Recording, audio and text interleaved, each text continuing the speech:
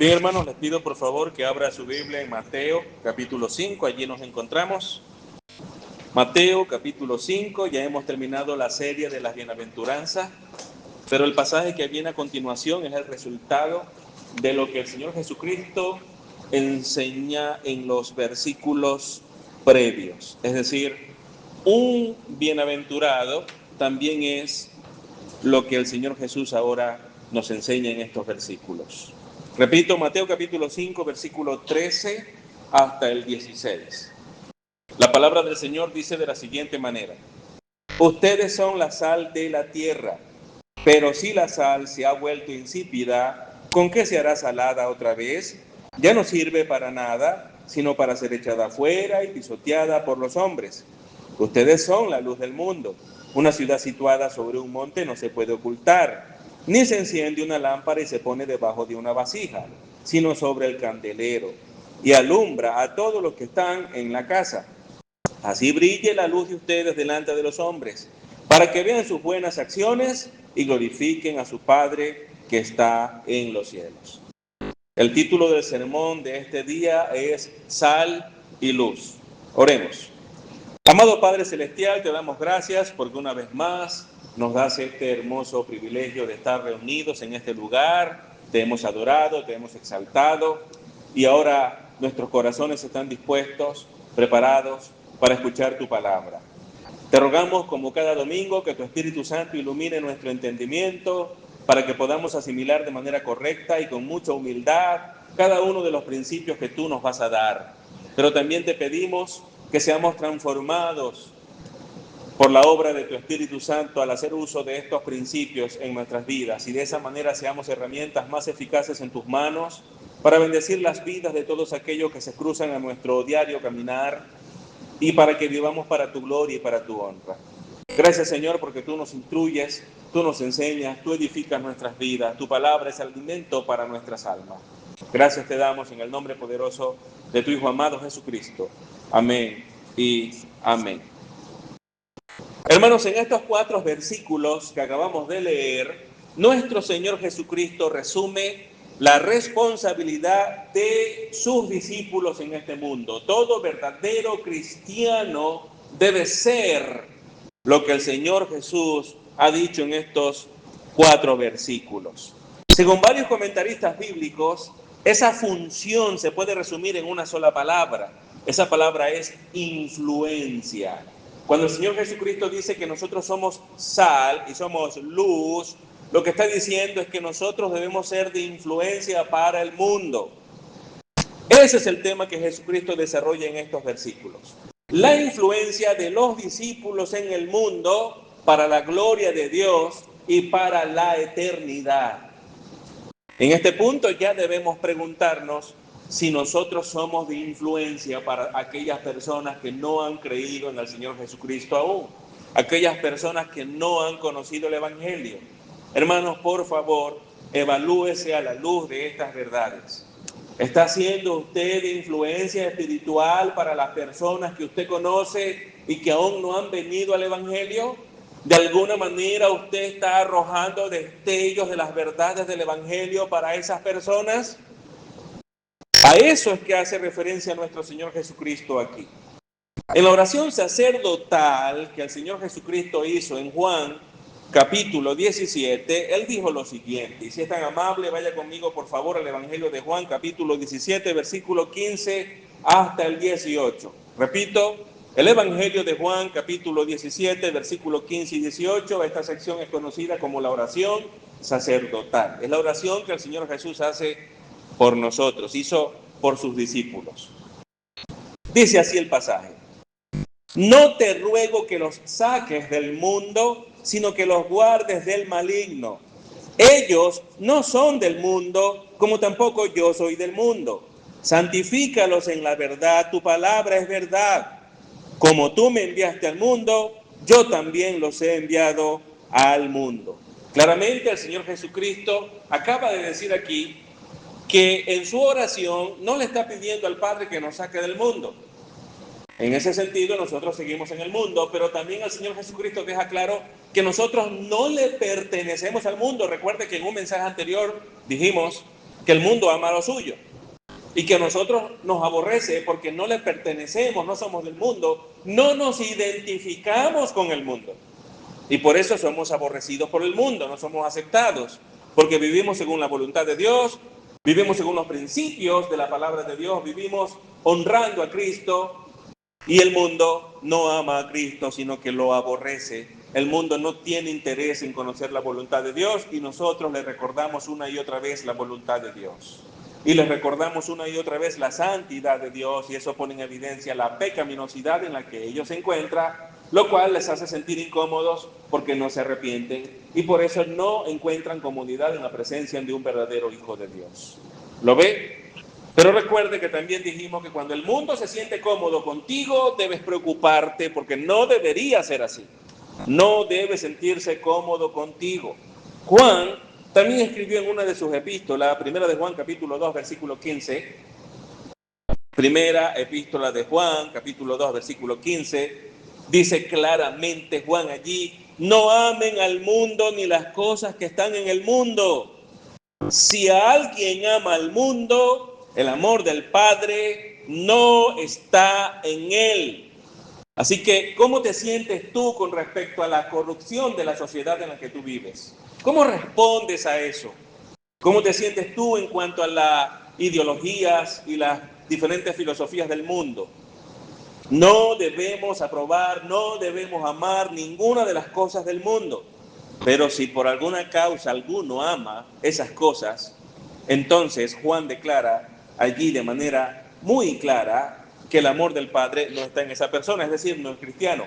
Si te identificas con el mundo y vives según el mundo y encuentras comodidad en las cosas del mundo, eso es porque tú no has nacido de nuevo. Eso es porque tú no eres cristiano. Hermano, no importa si tú te congregas todos los domingos y tienes una Biblia muy grande y te sabes un montón de versículos de memoria, y estás bautizado incluso y en un ministerio en la iglesia donde te congregas.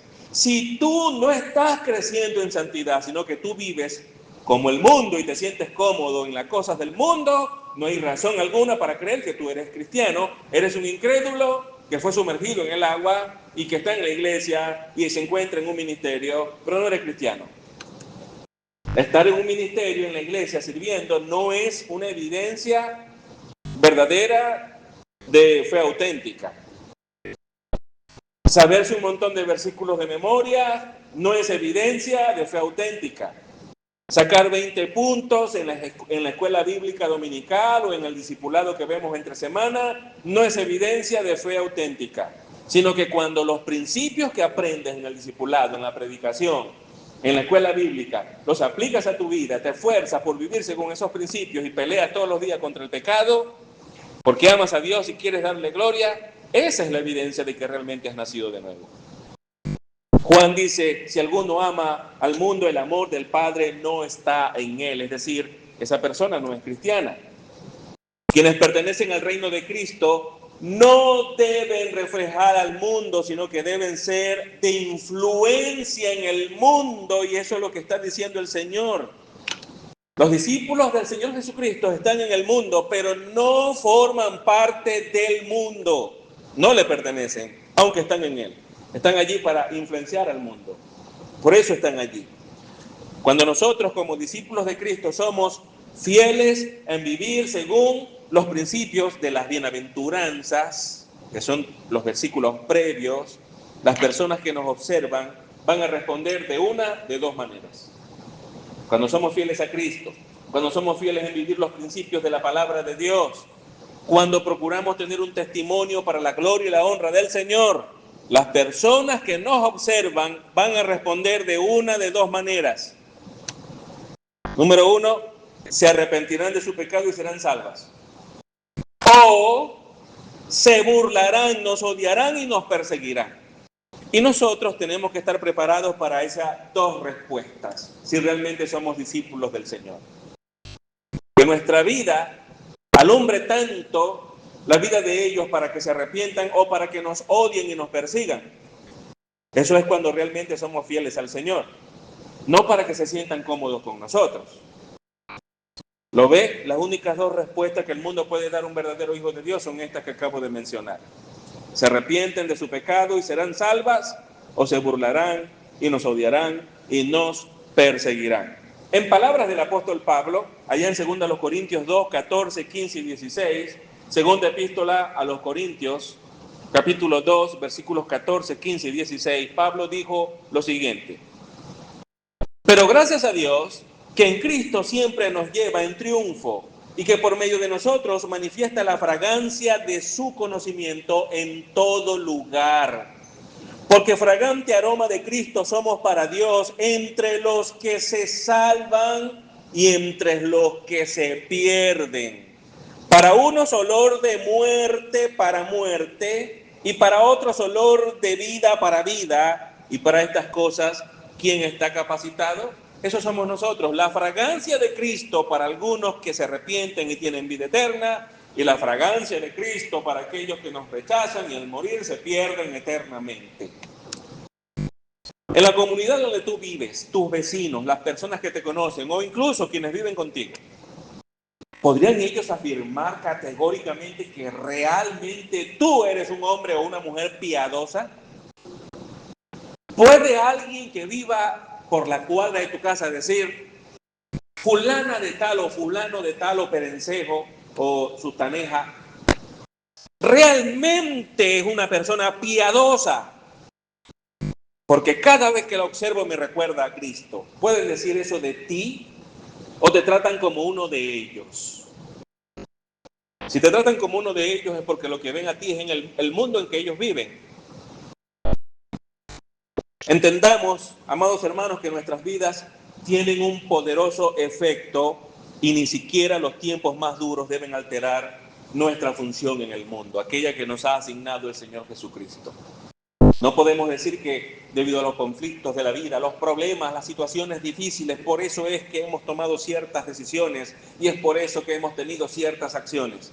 No hay excusas, no hay excusas. A lo largo de la historia, los cristianos fieles murieron, fueron torturados, pasaron hambre, fueron excluidos de la sociedad, se quedaron sin nada, a la intemperie, y ellos fueron fieles al Señor. Ninguna de esas circunstancias difíciles que enfrentaron hicieron que dejaran de dar un testimonio intachable ante la sociedad corrupta que los perseguía. Así que tampoco hay excusas para nosotros. No las hay.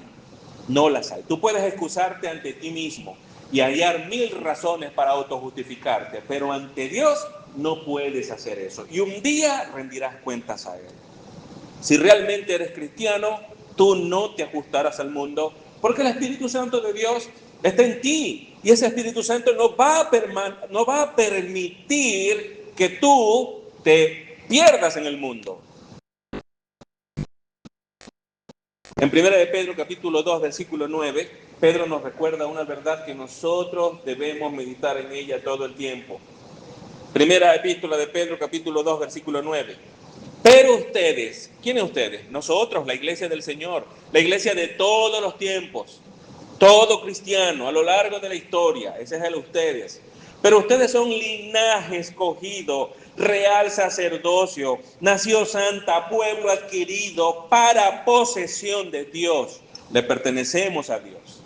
Pero escuche lo que sigue. A fin de que anuncien las virtudes de aquel que los llamó de las tinieblas a su luz admirable.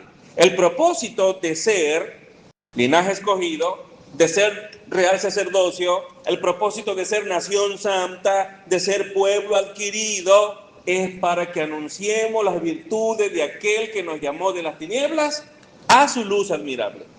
Para que anunciemos el carácter santo, misericordioso, benevolente, bondadoso, amoroso, perdonador y mucho más de nuestro gran Dios. Ese es el propósito. Tú eres un discípulo de Cristo y estás creciendo en santidad y en el conocimiento de su gloria para que manifiestes esa gloria al mundo a través de tu conducta y a través de tus palabras.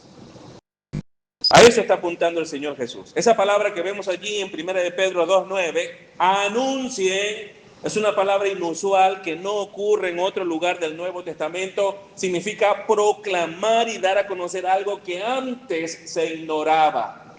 Eso significa el término anunciar. Proclamar algo que antes no era conocido. Y hace énfasis una vez más en las virtudes de nuestro Dios, que es santo.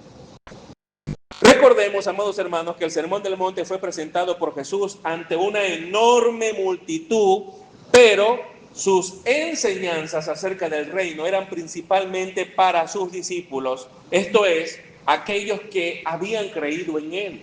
Las bendiciones del reino no son para todo el mundo, son para aquellos que se arrepienten y ponen su fe en el Señor Jesucristo. Claro está que la preocupación de Jesús estaba puesta en toda la multitud que al oír esa enseñanza probablemente se sentirían atraídos a la fe, muchos de ellos, al escuchar toda esa enorme cantidad de bendiciones. Probablemente muchos de ellos recordaron esa enseñanza cuando más adelante les fue predicado el Evangelio y se convirtieron alrededor de 3,000 personas cuando Pedro predicó después de Pentecostés. Probablemente muchas de esas personas habían escuchado el sermón del Señor. Pero los principios expuestos son apropiados exclusivamente para los creyentes, es decir, solamente los creyentes son los bienaventurados, únicamente los creyentes pueden disfrutar las bendiciones de las bienaventuranzas. Fuera de ellos, nadie más. Y además, porque son imposibles de seguir esos principios si están las personas separadas del poder del Espíritu Santo de Dios. Es el Espíritu Santo de Dios el que proporciona el poder, la capacidad para que nosotros obedezcamos a Dios y glorifiquemos su santo nombre. El hombre natural ni siquiera no puede entender las cosas que son del Espíritu de Dios y, por supuesto, si no las puede entender, menos las puede obedecer. Es en el poder del Espíritu Santo que los cristianos debemos experimentar esas bienaventuranzas y hacerlo ante el mundo. Mientras somos pobres en espíritu, lloramos por nuestro pecado, tenemos hambre y sed de justicia, que el mundo vea que eso hacemos y que eso somos. Eso es lo que aquí se está enseñando. Así que el sermón de hoy se presentará, hermanos, en 3 puntos principales. Número 1, sal y luz en un mundo de corrupción y tinieblas. Sal y luz en un mundo de corrupción y tinieblas. Número 2, la necesidad de ser sal y luz. La necesidad de ser sal y luz. Y finalmente, número 3, el propósito de ser sal y luz. El propósito de ser sal y luz. Vamos con el primer punto. Sal y luz en un mundo de corrupción y tinieblas. El mundo necesita sal porque está corrompido y necesita luz porque se encuentra en oscuridad. Por eso es que el Señor habló allí de sal y habló de luz. Quienes creen en el Señor son sal y son luz. El mundo está corrompido, necesita sal para que esa corrupción deje de ser, pero está sumergido en la oscuridad, entonces necesita también la luz. Recuerde que el término luz es una referencia en las Escrituras para referirse a la santidad, para referirse a la pureza. El término tinieblas es usado en las Escrituras para referirse al sistema corrupto del mundo, a la pecaminosidad. La visión bíblica del mundo es que se haya corrompido y está en decadencia, está en oscuridad y tinieblas y está en deterioro. El mundo no está mejorando, el mundo está empeorando. Note lo que dice el apóstol Pablo en la segunda epístola a Timoteo, capítulo 3, versículo 13. Segunda a Timoteo, capítulo 3, versículo 13. Pablo dice, pero los hombres malos e impostores irán de mal en peor, engañando y siendo engañados. Irán de mal en peor. El mundo no está mejorando, no se está perfeccionando, está empeorando. El ser humano no se encuentra evolucionando hacia una raza superior, como han enseñado muchos en la historia, sino que se encuentra involucionando interna y externamente. En lugar de avanzar, está retrocediendo. En lugar de perfeccionarse, se está deteriorando. Esa es la realidad del ser humano que está separado de Dios. Esa frase que nosotros encontramos en la segunda epístola a Timoteo, que acabamos de leer, la frase irán de mal en peor, El mundo no puede hacer nada que no sea más que empeorar, y eso es lo que Pablo está haciendo referencia allí. El mundo caído, el mundo corrupto, el mundo con su sistema pecaminoso no puede hacer nada más que empeorar, que degradarse cada vez más. ¿Por qué? Porque no tiene vida espiritual ni moral en sí mismo, en la cual pueda crecer. Los cristianos crecemos en santidad, maduramos espiritualmente porque el Espíritu Santo de Dios está en nosotros, porque se nos ha dado vida espiritual por medio de la fe en Cristo, en la regeneración. Pero quienes no han venido a Cristo en fe están muertos espiritualmente, y su espiritualidad está descomponiéndose cada vez más. Como la muerte física, cuando una persona muere, su cuerpo no mejora, empeora. Y a medida que el tiempo pasa, el olor se hace incluso insoportable.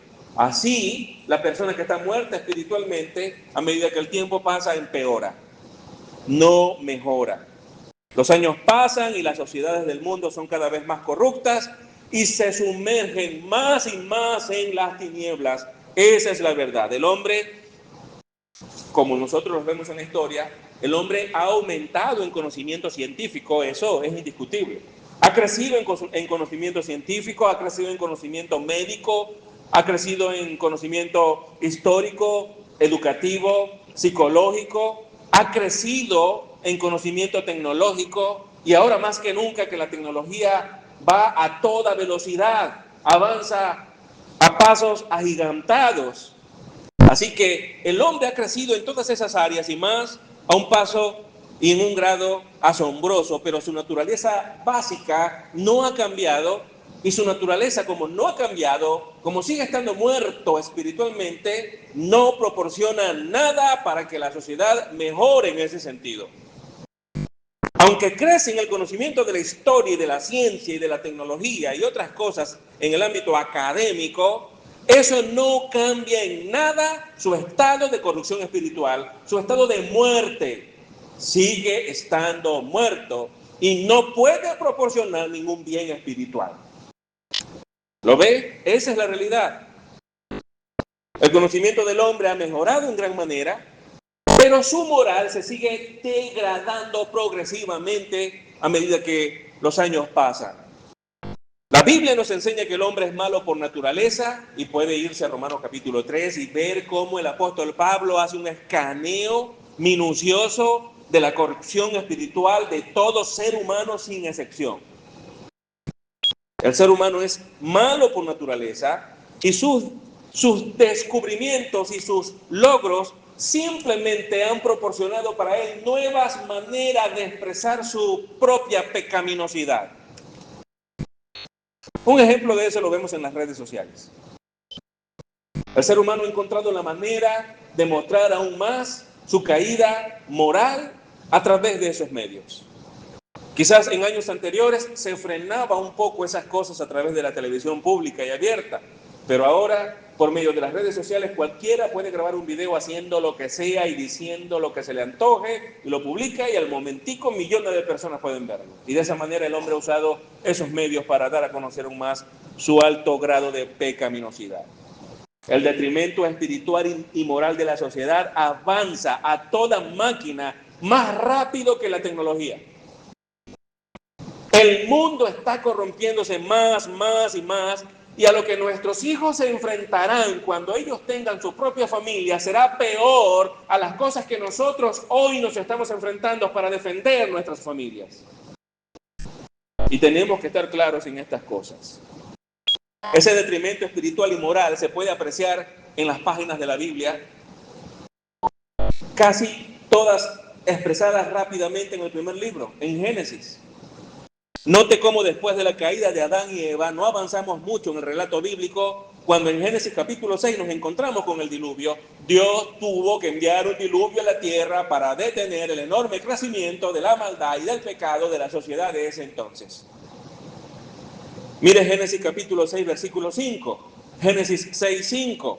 El Señor vio que era mucha la maldad de los hombres en la tierra, y que toda intención de los pensamientos de su corazón era solo hacer siempre el mal. Hermanos, nos encontramos en el capítulo 6 de Génesis. En el capítulo número 3 Adán y Eva pecaron. Y ya en el capítulo número 6 vemos que el pecado se ha extendido de una manera impresionante y la sociedad es insoportable. Dios vio eso y tuvo que frenarlo con un diluvio. Eso es una clara evidencia del alto grado de pecaminosidad del corazón humano. Pero no se detiene allí, empeora aún más, y allí mismo en el libro de Génesis. Porque no muchas generaciones después nos encontramos con la destrucción de dos ciudades, Sodoma y Gomorra, debido a esa enorme maldad. Sodoma y Gomorra era en aquella época una especie de potencia en donde cualquiera desearía vivir. Alguno podría decir, me voy a Sodoma y Gomorra porque ya voy a encontrar trabajo y voy a estar mejor, le voy a enviar a mi familia y después me los llevo para allá. ¿Les suena eso parecido a los tiempos presentes? Sodoma y Gomorra es algo parecido a los Estados Unidos. El gran predicador conocido Billy Graham dijo una vez que el estado espiritual de los Estados Unidos era peor que el estado espiritual de Sodoma y Gomorra en su época. ¿Lo ve? Lot se fue a vivir a ese lugar para estar mejor con su familia y tuvo que salir corriendo porque casi muere junto con todas esas personas debido al juicio de Dios. Su esposa murió porque en su corazón estaba el aprecio por lo material. Quedó convertido en una estatua de sal, usted conoce la historia. Pero Lot no pudo escapar mucho de la influencia de esas dos ciudades, porque al salir de esas dos ciudades sabemos lo que sus dos hijas hicieron. ¿Y por qué lo hicieron? Porque fueron influenciadas por la corrupción moral de esas dos ciudades. ¿Se da cuenta cómo nosotros debemos evaluar a dónde vamos a llevar a nuestras familias para que vivan? Lot en eso fue muy débil. Pero lo que estamos viendo aquí, hermanos, es el deterioro moral y espiritual que avanza de una manera vertiginosa. Génesis 19, y Dios tuvo que destruir dos ciudades, un montón de personas, porque cometían todo tipo de inmoralidades. Sodoma y Gomorra hoy se está extendiendo a lo largo del mundo entero por medio de las redes sociales. Y muchos padres hoy le permiten la entrada a toda esa influencia en su hogar por medio de los celulares, por medio de todos esos dispositivos. El uso de la pornografía, por ejemplo, que anteriormente no era tan común. Si una persona quería ver pornografía, tenía que ir a una tienda a comprar una revista, era más difícil, nadie quería exponerse. Ahora cualquiera tiene un celular y solamente tiene que dar un clic para entrar a cualquier página pornográfica y ver cualquier tipo de cosa sucia y cochina.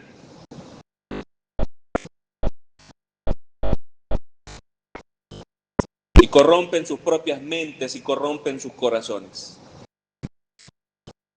Génesis capítulo 18, versículo 20, allí vemos que dice: después el Señor dijo, el clamor de Sodoma y Gomorra ciertamente es grande y su pecado es sumamente grave. Esta es la declaración de Dios con respecto a esas dos ciudades. Las destruyó porque el pecado de estas dos ciudades era sumamente grave. Hoy vemos cosas como esas ocurriendo ya alrededor del mundo. Y por eso sabemos que otro juicio se aproxima en el cual Dios hará caer fuego sobre la tierra. Pero tal destrucción será un holocausto como jamás el hombre lo ha imaginado. El juicio de Dios, como se expresó en el diluvio, en donde muchos murieron, ese juicio que luego se expresó sobre dos ciudades, Sodoma y Gomorra, un día ha de ocurrir y será en el mundo entero y nadie podrá ocultarse. Te pregunto, ¿tú realmente has creído en el Señor o aún sigues viviendo según los esquemas del mundo? Un cristiano verdadero no vive según los esquemas del mundo, amados hermanos. Este juicio se aproxima y el apóstol Pedro nos habla de eso. Si es tan amable, vaya conmigo a la segunda epístola de Pedro y ubíquese en el capítulo 3 y vamos a ver el versículo 7 y luego el 10. Segunda de Pedro, capítulo 3, versículo 7 y luego el versículo 10. El apóstol Pedro está hablando de este juicio que caerá sobre este planeta por el pecado de la humanidad, porque no se arrepienten y porque no ponen su fe en Cristo. La humanidad será juzgada porque no ponen su fe en Jesucristo como único Señor y Salvador y aman más su pecado. Mire cómo lo dice Pedro. Pero los cielos y la tierra actuales están reservados por su palabra para el fuego, guardados para el día del juicio y de la destrucción de los impíos. Versículo 10.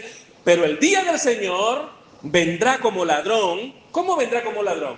Hermanos, un ladrón no avisa. Un ladrón no te dice, oye, hoy voy a tu casa cuando salgas y no estés, voy a tu casa y voy a robarte. O voy a las 2 de la mañana que vas a estar dormido.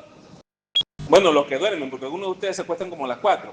Pero los que duermen, vas a estar dormido y entonces te voy a robar. Él no te va a avisar, él no te va a enviar un WhatsApp. Hola, soy el ladrón de por tu casa. Voy a robarte esta noche. Él no va a hacer eso. Él va a ir cuando menos tú lo esperes. Cuando pienses que nadie va a venir, el ladrón aparecerá y te va a robar. Lo que está diciendo Pedro aquí es que el día del Señor vendrá así, sin avisar. Cuando menos tú lo esperes, vendrá el juicio del Señor. Y sigue diciendo Pedro, en el cual los cielos pasarán con gran estruendo y los elementos serán destruidos con fuego intenso y la tierra y las obras que hay en ellas serán quemadas. El juicio en el que la tierra será consumida por el fuego se aproxima, ocurrirá en cualquier momento. ¿Tú estás seguro que eres cristiano? Cuidado, no respondas esa pregunta a la ligera. Evalúate a la luz de las Escrituras. Cuidado con estarle aprobando a otros su pecaminosidad porque no le quieres caer mal o no lo quieres incomodar. Cuidado, esto es un asunto serio, no estamos jugando. Es un asunto serio.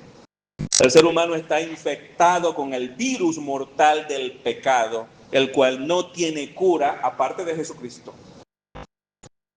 No tiene cura aparte de Jesucristo. El ser humano se enferma y busca alguna manera de ser sanado. Es capaz de gastar cualquier cantidad de dinero para hacerse pruebas, exámenes y tratamientos y vencer cualquier enfermedad. Pero no quiere ser curado de su pecado, no tiene interés. Por lo contrario, el ser humano natural ama su pecado y odia el camino de la justicia de Dios. No tiene interés en conocer la voluntad de Dios. Así entonces nosotros vemos cómo somos sal y luz en una sociedad corrupta y en tinieblas. Esa es la sociedad corrupta y en tinieblas donde nos encontramos nosotros. No debemos ser influenciadas por ella. La iglesia no debe ser influenciada por la sociedad corrupta en la que se encuentra. Es al revés. Es la iglesia quien debe influenciar con su santidad, con su fidelidad al Señor, a la sociedad. En segundo lugar, esto nos muestra la necesidad de ser sal y luz. ¿Lo ve? Esto que acabamos de ver de la sociedad corrupta nos lleva a ese segundo punto, la necesidad de ser sal y luz. Como ya hemos notado, el mundo se hace cada vez más mundano, por lo tanto la iglesia debe hacerse cada vez más santa. Lo triste es que la iglesia moderna, en lugar de influenciar al mundo, está siendo influenciada por el mundo. Esa es la realidad. Tenemos iglesias mundanalizadas aquí en Venezuela. Por ejemplo, en la ciudad de Valencia tenemos a Maranata, en donde Cristo no es predicado con fidelidad, donde el éxtasis emocional es lo que impera y el misticismo, donde el evangelio que se predica es un evangelio social que ofrece bienestar económico, no bienestar espiritual, y en donde la gente que desea esas cosas corre desbocada a congregarse en ese lugar, y por eso es una iglesia que se conoce que tienen miles de personas congregándose allí. Es el mundo metido en un templo, escuchando lo que quieren escuchar, pero no lo que necesitan escuchar. Allí radica la necesidad de ser sal y luz, en ese mundo que no tiene sabor de santidad y está sumergido en la oscuridad. Entendamos entonces esas dos verdades que nos dice el Señor Jesucristo. Leamos los versículos 13 y 14 de Mateo 5. Mateo 5, versículos 13 y 14. Note bien cómo lo expresa el Señor Jesucristo, según esta versión Nueva Biblia de las Américas. Dice el Señor Jesús, ustedes son la sal de la tierra, pero si la sal se ha vuelto insípida, ¿con qué se hará salada otra vez? ya no sirve para nada, sino para ser echada fuera y pisoteada por los hombres. Versículo 14, ustedes son la luz del mundo. Una ciudad situada sobre un monte no se puede ocultar. Amados hermanos, tanto el versículo 13 como el versículo 14 usan el pronombre personal ustedes y lo hace de manera enfático. Y la idea de eso es la siguiente. Lo que Jesús está diciendo básicamente es esto. Ustedes son la única sal de la tierra. Ustedes son la única luz del mundo. No hay otra sal, no hay otra luz. Son los discípulos de Cristo los únicos que son sal para el mundo y luz para el mundo. Nadie más puede cumplir esa función. No importa cuántos psicólogos le den a la sociedad. La psicología no puede solucionar el problema del pecado. Hermanos, la psicología puede hacer que una persona mejore en su conducta, pero no puede cambiar su interior. No puede cambiar su condición de muerte espiritual. El Evangelio tiene el poder de dar vida a todo aquel que se arrepiente y cree en el Señor Jesucristo. Ahí está la diferencia. La iglesia debe predicar el Evangelio del Señor Jesucristo y no la psicología humanista que el mundo promueve y quiere. Ese término ustedes en ambos versículos también está en plural. Es decir, se refiere a toda la iglesia en su totalidad. ¿Quién es la sal? ¿Quién es la luz? La iglesia. Cada miembro de la iglesia, cada creyente. Es la iglesia la que está llamada a ser sal y luz del mundo. Pero si la iglesia no se compromete a ser sal y luz, la corrupción del mundo no se retrasará y las tinieblas jamás serán iluminadas. Si la iglesia no hace su trabajo, entonces el mundo sin freno será empeorado aún más por la pecaminosidad humana, porque es la iglesia quien tiene la capacidad de retrasar el empeoramiento espiritual y moral de la sociedad. Es la iglesia. Nótese también que ambos versículos hacen hincapié no en que hagamos cosas, sino en que seamos. El texto nos dice, hagan la sal para la tierra y hagan la luz para la tierra. No dice eso. Dice, ustedes son. Esto es lo que somos. Si somos discípulos de Cristo, somos sal y somos luz. Jesús está afirmando un hecho, Él está afirmando una realidad. Jesús no está dando allí una orden. Él no está haciendo allí algún tipo de solicitud. Él está declarando una realidad. El hecho de que nosotros, su iglesia, cada discípulo suyo, cada creyente verdadero, es sal y luz.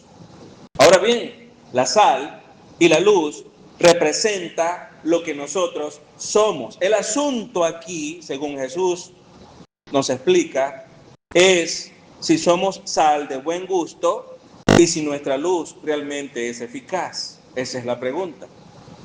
Porque es posible que seamos cristianos realmente, pero nuestra sal no es de buen gusto y nuestra luz se encuentra escondida en un cajón y no ilumina a otras personas. ¿Es eso posible? Sí, eso puede estar pasando. Esto hace referencia a aquellas personas que no le hablan de Cristo a nadie, que no le predican el Evangelio a nadie.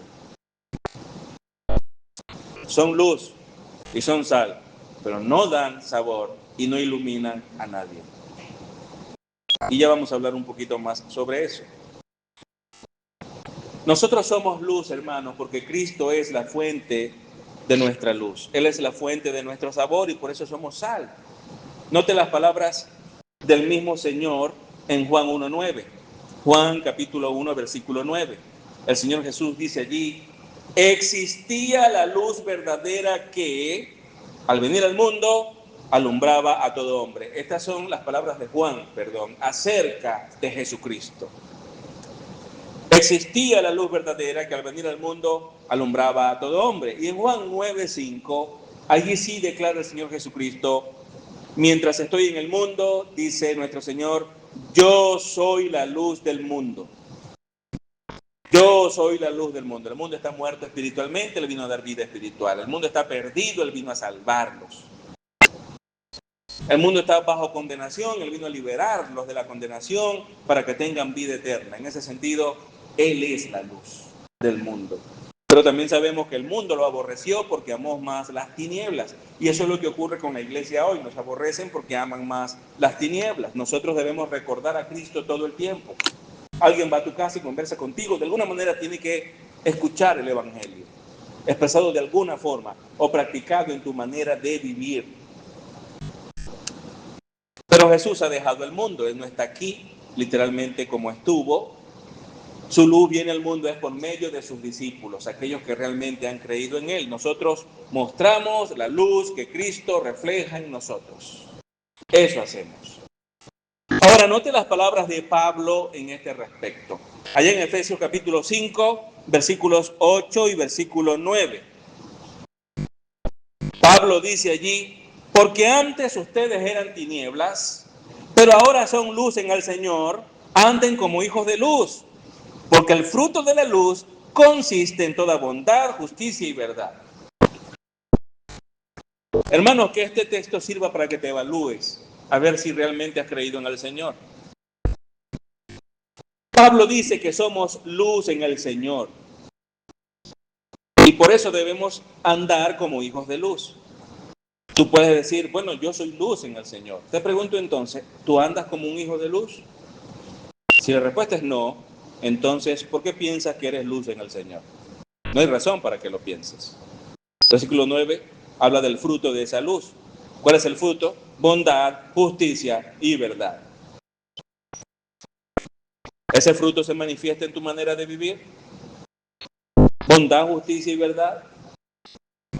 Amados hermanos, somos la sal de Dios para retardar la corrupción y su luz para dar a conocer su verdad.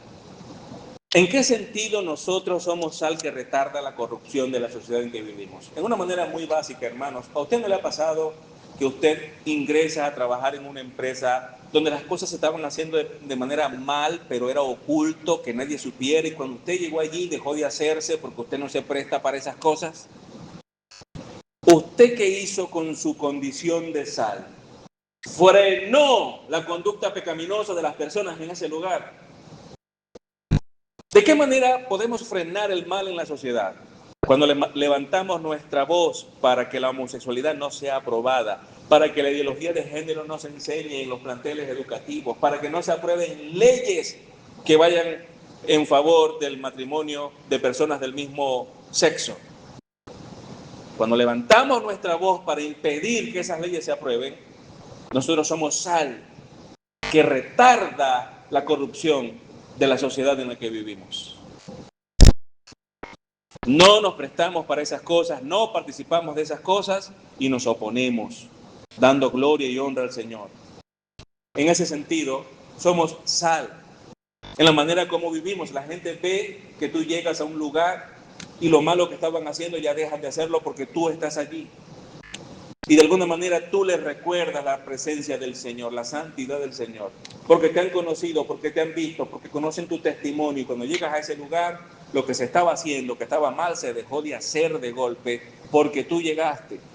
O cuando vas a publicar algo en tu estado, WhatsApp, esto pasa mucho, y yo sé que aquí voy a aludir a unos cuantos de ustedes, lo sé, y por eso lo estoy diciendo.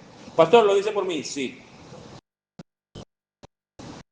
Tú vas a publicar algo en tu grupo WhatsApp y sabes que no está bien. ¿Y qué haces? Empiezas a bloquear a todos tus contactos que sabes que no aprueban eso.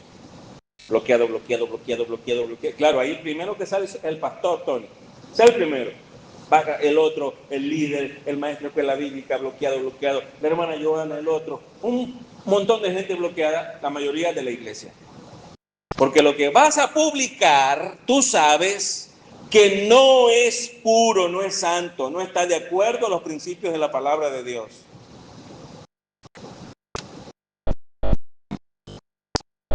Fueron los hermanos sinceros los que te refrenaron la corrupción a ti. Porque si no fuese por ellos, a todo el mundo le das a conocer la pecaminosidad. Pero no lo haces, porque la gente que sí está comprometida con Cristo hizo que te frenaras. y bloquearas a un montón de gente. Así que lo publicaste, pero no fue al 100%. ¿Lo ves? Y hay muchos que desearían también publicar un montón de locuras en el Facebook, pero no lo hacen porque me van a ver muchos que son cristianos de verdad, y como yo no soy tan de verdad, no es que no eres tan de verdad, no eres cristiano. No eres cristiano. Y por eso haces esas cosas. Tenemos que ser sal con nuestra conducta, y los demás tendrán temor de esa santidad y no van a hacer las cosas que harían cuando tú no estás. Ellos no son cristianos, pero cuando tú estás allí se frenan. Tú no te has dado cuenta, y no sé si te ha pasado, que a veces estás en algunas reuniones y saben que tú eres cristiano y tratan de no decir grosería porque tú estás ahí. Eso ha pasado. ¿No te ha pasado? El que sabe que eres cristiano, el que ha visto tu conducta, el que ha observado tu testimonio, él no va a la iglesia, ni lee la Biblia, ni ora, tiene un conocimiento somero acerca de Dios y del Evangelio, pero cuando te ve a ti, puede ser muy mal hablado, pero solamente porque tú estás ahí, no dicen ni una sola palabra. Y cuando alguien le dice, hey, respete que aquí está el hermano fulano, ¿ve cómo funciona la sal? Porque eso te pasa porque eres sal y la sociedad que te observa lo ve. ¿Se da cuenta? Decir que los discípulos son la sal de la tierra significa que el Señor los estaba colocando en un alto nivel. Ahora bien, hermanos, los antiguos decían una frase en latín que suena de la siguiente manera: nil utilius sole et sale. ¿Qué? Eso significa nada es más útil que el sol y la sal. Así que la sal era un elemento muy valioso. Puede verse con facilidad que decir que los creyentes son la sal de la tierra equivale a decir que constituyen un extracto importante de hombres y mujeres en la sociedad, que refrenan la maldad. La sal era un elemento altamente valorado en tiempos del Nuevo Testamento. Estaba relacionado con 4 cualidades especiales. 4. Número 1, la sal proporciona sabor. La sal proporciona sabor. Una de las funciones de la sal es hacer que la comida sea apetecible. ¿Alguna vez has comido arroz con pollo pero sin sal? Desagradable, ¿verdad? Piensa en la comida que más te gusta pero sin sal. Desagradable. Necesitas la sal. Algunas personas van a comer afuera y piden la sal. Un poquito de sal, por favor. Porque le pareció que estaba desabrido el alimento. El cristiano debe reflejar santidad y pureza en su manera de pensar, de hablar y de actuar. Darle sabor de santidad a todo lo que hace y dice. Cuando hablamos, nuestras palabras deben siempre edificar a los que estén a nuestro alrededor. Cuando actuamos, debemos reflejar la santidad de nuestro Señor Jesucristo. El cristiano no puede retirarse del mundo, pero según nos enseña Santiago capítulo 1, versículo 27, note lo que dice allí, Santiago 1, 27, la religión pura y sin mancha delante de nuestro Dios y Padre es esta: visitar a los huérfanos y a las viudas en sus aflicciones y guardarse sin mancha del mundo. Guardarse sin mancha del mundo. No debemos contaminarnos. En segundo lugar, la sal preserva de la corrupción. Hermanos, en los tiempos antiguos no existía la nevera. Usted compra carne, compra pollo, usted desprecia el pollo, pica la carne. ¿Y dónde la guarda? En el congelador. Y eso dura hasta mucho tiempo cuando usted quiera prepararla. ¿Verdad que sí? En aquella época no existía el congelador, no había nevera, no había freezer. ¿Qué hacían? Los alimentos eran envueltos en mucha sal y los sumergían bajo tierra para que no se pudriera.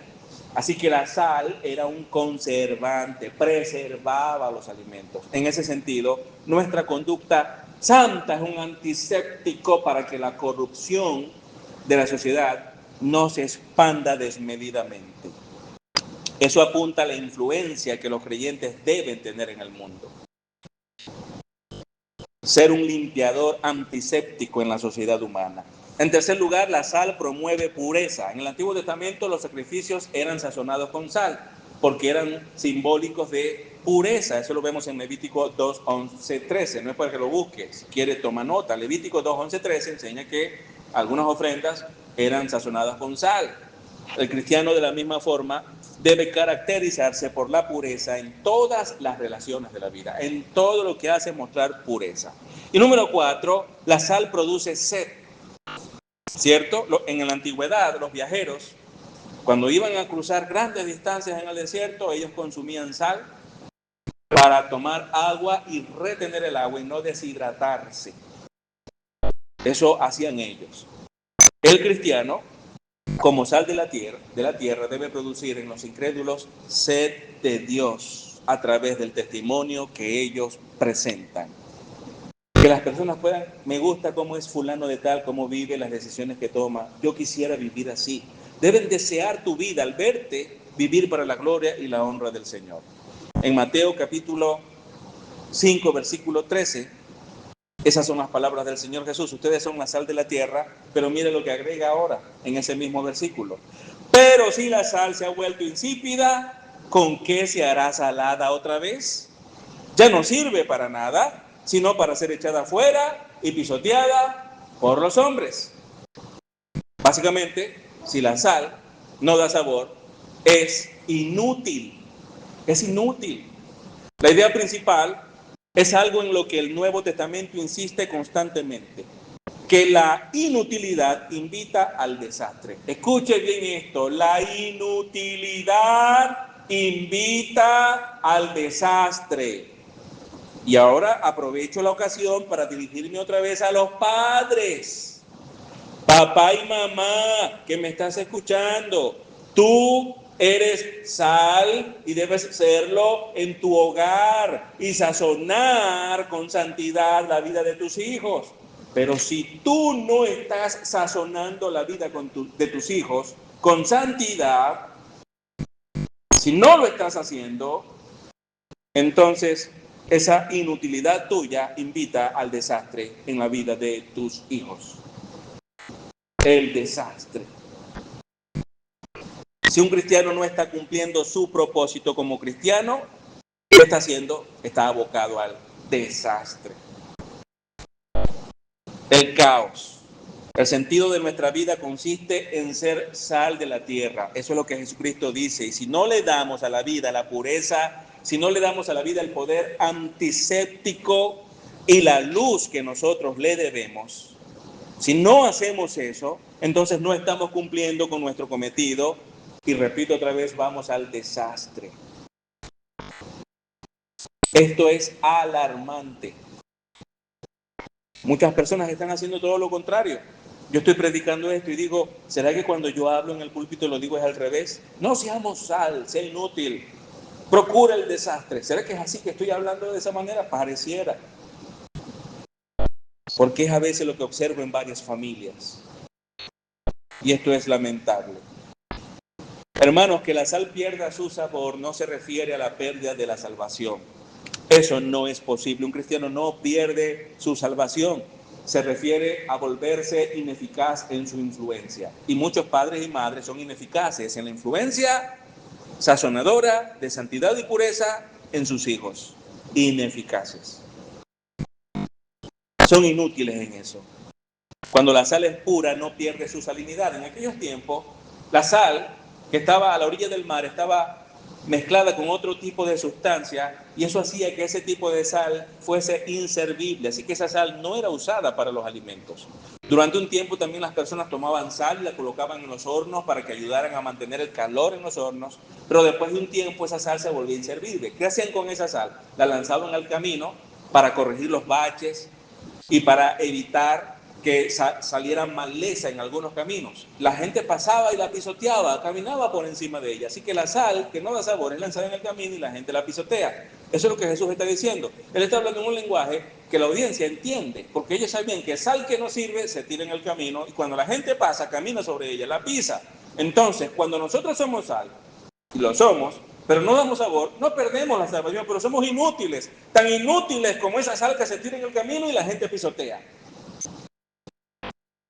Eres como esa sal para la vida de tus hijos, de tu familia, de tus vecinos, de tu compañero de trabajo. Sal que hay que tirar en el camino y pisotear porque no sazonas nada.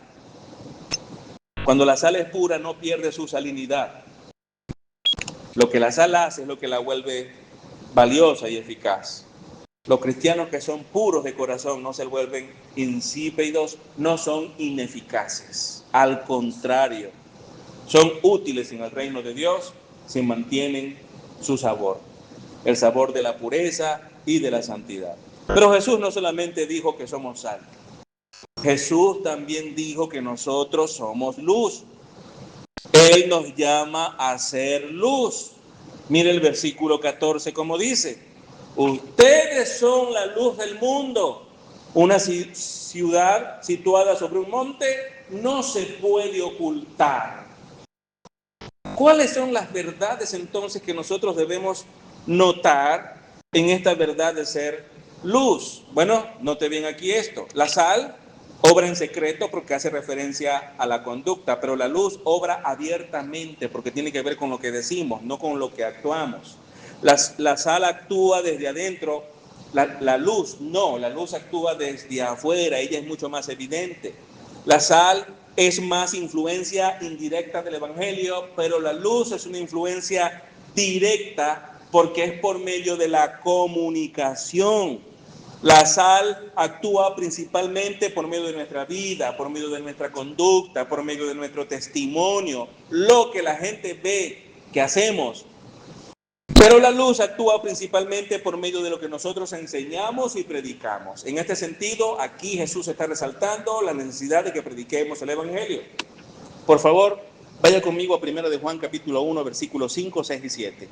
1 de Juan capítulo 1, versículos 5, 6 y 7. Dice así: y este es el mensaje que hemos oído de él y que les anunciamos: Dios es luz y en él no hay ninguna tiniebla. Si decimos que tenemos comunión con él, pero andamos en tinieblas, mentimos y no practicamos la verdad. Pero si andamos en la luz, como él está en la luz, tenemos comunión los unos con los otros y la sangre de Jesús, su Hijo, nos limpia de todo pecado. Amada iglesia, la luz no se ofrece simplemente para tenerla, sino para vivir por ella. Vivimos la luz. Note el Salmo 119, versículo 105. Salmo 119, versículo 105. Allí el salmista dijo lo siguiente: lámpara es a mis pies tu palabra y luz para mi camino. Así que es una manera de vivir la luz, de mostrar la experiencia de vivir en la luz. La luz de Dios es para caminar y vivir por ella. En un sentido más pleno, la luz de Dios es la revelación de su palabra, Jesucristo, que es el verbo, Él es la luz. Dios irradia su luz sobre el mundo por medio de quienes han recibido esa luz por medio de Jesucristo. Todo aquel que se arrepintió de sus pecados, puso su fe en Jesús, Jesús vive en él, la luz de Cristo está en él. Jesús entonces dice en Mateo 5, 14 y 15, escuche esto: ustedes son la luz del mundo, y agrega: una ciudad situada sobre un monte no se puede ocultar, ni se enciende una lámpara y se pone debajo de una vasija, sino sobre el candelero y alumbra a todos los que están en la casa. La primera referencia es a una ciudad que está en un monte. Una ciudad situada sobre un monte está expuesta para que todos la vean. Así, un cristiano debe ser notable para todos. Usted iba a Caracas. Cuando usted entra a Caracas y ve los cerros de Caracas, ¿qué es lo que ve? Ese montón de casas una encima de otras. Si usted llega cuando está amaneciendo y todavía es oscurito, usted ve ese montón de casas unas arriba de otras, un montón de bombillitos, y pueden verse tan claramente. Y usted va en el automóvil, en la autopista, y usted mira y va entrando a Caracas y ve ese montón, y ve a las personas colgando la ropa y la gente, alguien subiendo por aquí, el otro bajando por allá. La primera vez que fui a Caracas, a mí me impresionó el montón de casas que estaban, prácticamente están viviendo todos ahí unos encima de otros. Y se puede ver tan claramente. Bueno, esa es la idea. Una ciudad que está en el monte es visible para todos. Para todos. Y eso es lo que está diciendo aquí. Nosotros tenemos que tener un testimonio que todos vean, que todos sepan de nuestra fe. Pero luego dice de la luz. Una luz que se esconde sigue siendo luz, pero es una luz inútil. Escuche, si usted quiere iluminar su casa, usted va y compra unas lámparas. Ahora hay tantas nuevas lámparas que han salido y uno va y no haya que comprar y usted compra una lámpara y la lleva. Y yo jamás he visto a alguien que diga, ok, compré esta lámpara para el comedor y viene y la coloca debajo de la mesa del comedor. ¿Quién hace eso? Nadie, porque usted no está comprando una lámpara para que no alumbre. Usted compra una lámpara para que alumbre. Y alumbre no solamente a usted o debajo de la mesa, alumbre a todos. Usted la coloca arriba para que todos reciban el beneficio de esa luz. Bueno, si usted es la luz del mundo, usted debe irradiar esa luz para todos, sin excepción, donde quiera que vaya, en todo tiempo, en todo lugar, a todas las personas. Pero si ocultamos nuestra luz debido al temor de ofender a otros, si lo hacemos por indiferencia con alguien porque me cae mal, lo hacemos por falta de amor bíblico o por cualquier otra razón, estamos demostrando infidelidad al Señor. Debemos brillar esa luz para todas las personas. Y finalmente, el número 3, el propósito de ser sal y luz. El propósito de ser sal y luz. ¿Dónde está ese propósito? En Mateo 5:16. El Señor Jesús es quien habla de ese propósito. Así brille la luz de ustedes delante de los hombres para que vean sus buenas acciones y glorifiquen a su Padre que está en los cielos. Amados hermanos, Jesús enseña que nuestra luz brille delante de los hombres. La expresión los hombres es todos los seres humanos, todas las personas. Que ellos puedan ver nuestra manera cristiana de vivir. Que nuestra vida cristiana sea evidente para todas las personas. Nuestros familiares, nuestros vecinos, nuestros compañeros de trabajo, nuestros compañeros de clase, que todos sepan que somos cristianos. Yo tengo un profundo interés que todos sepan que soy cristiano. No sé si tengo el profundo interés que sepan que soy pastor, que sepan que soy cristiano. Eso es lo importante. Eso es lo importante. Que el mundo que nos observa note que somos diferentes a ellos, que no somos iguales, que vivimos en pureza porque servimos a un Dios santo, que amamos a un Dios santo, que lo sepan por la manera como vivimos y por las cosas que enseñamos. Dejar que el mundo vea nuestra luz es dejar que vea nuestras buenas obras. Eso es lo que aparece en el texto, hermanos. Fíjense bien, leamos de nuevo. Para que vean sus buenas acciones. Esa es la luz. Nuestras buenas acciones también. Lo que decimos, pero también nuestras buenas acciones. Mira el versículo. El Señor Jesús es quien lo dice. Que ellos vean cómo nosotros procuramos vivir para la gloria y la honra de Cristo. Esto es tan importante incluso en el entorno de la familia. Porque lo he dicho varias veces. Usted puede enseñarle a sus hijos muchas cosas bíblicas, pero si su vida no está en armonía con eso bíblico que usted les dice, usted anula cualquier enseñanza buena que les esté dando. Usted cimienta la enseñanza bíblica en sus hijos cuando usted pone en práctica eso. Usted hace que las raíces profundicen en los corazones de ellos.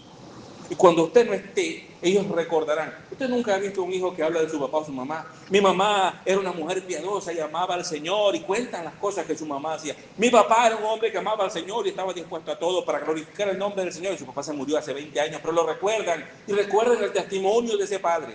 La vida piadosa de un padre y una madre genera un impacto profundo en la vida de sus hijos. Es ser sal y luz para sus hijos.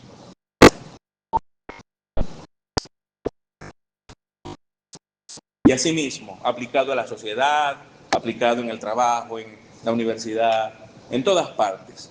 El propósito de esto es que el Padre Celestial reciba toda alabanza. Nuestra intención debe ser que en lo que nosotros somos y en lo que hacemos, lo que somos y hacemos, cuando otros nos ven, ellos glorifiquen a nuestro Padre que está en los cielos.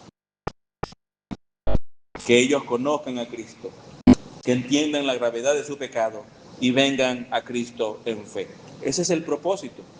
Glorificamos a Dios y hacemos que otros glorifiquen a Dios por medio de nuestras buenas acciones, que son el resultado de nuestra fe en la persona de Cristo. Pero no digas que eres un cristiano cuando vives como el mundo, y no digas que estás bien espiritualmente cuando sí, eres cristiano, pero eres insípido y la luz la metiste en un cajón. Amén.